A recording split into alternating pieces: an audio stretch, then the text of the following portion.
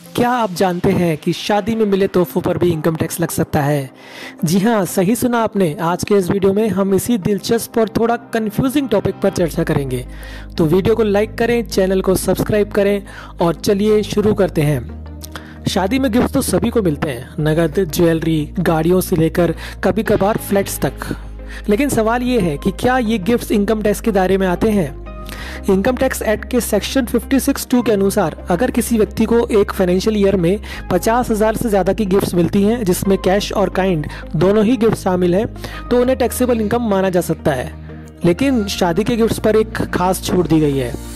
अब आते हैं सबसे महत्वपूर्ण पॉइंट पर कि शादी के गिफ्ट्स पर टैक्स कब लगेगा और कब नहीं।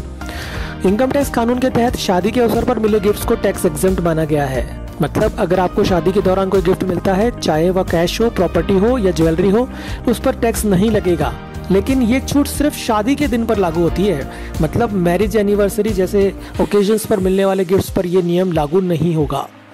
लेकिन सबसे ज़रूरी बात, शादी के अवसर पर मिलने वाले गिफ्ट्स टैक्स एग्जेम्प्ट तभी होंगे जब ये गिफ्ट्स आपको इनकम टैक्स कानून के अंतर्गत रिलेटिव शब्द की परिधि में आने वाले व्यक्ति द्वारा दिया गया हो, जैसे आपके पेरेंट्स, सास ससुर, भाई बहन, भाभी, चाचा आदि।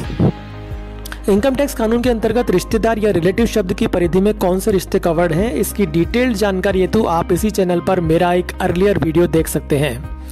अब ध्यान दीजिए, अगर शादी में गिफ्ट देने वाला आपके परिवार का सदस्य है, जैसे माता पिता, भाई बहन, दादा दादी आदि, तो कोई दिक्कत नहीं। लेकिन अगर गिफ्ट किसी अनजान व्यक्ति या दूर के रिश्तेदार से है और वह शादी से संबंधित नहीं है, तो वह टैक्सेबल हो सकता है।